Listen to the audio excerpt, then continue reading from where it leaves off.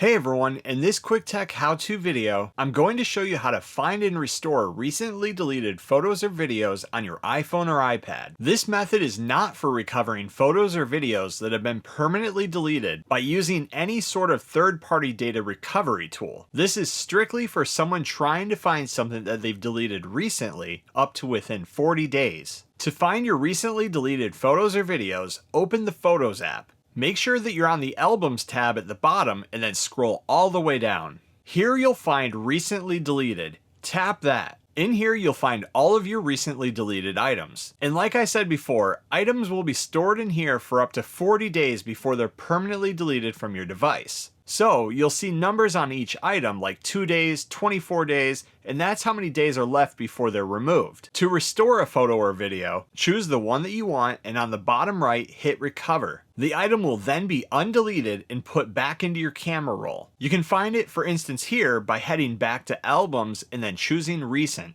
And that's how you find and restore recently deleted photos or videos on your iPhone or iPad. Thanks for watching. Please like and subscribe and stay tuned for more quick tech how-to videos.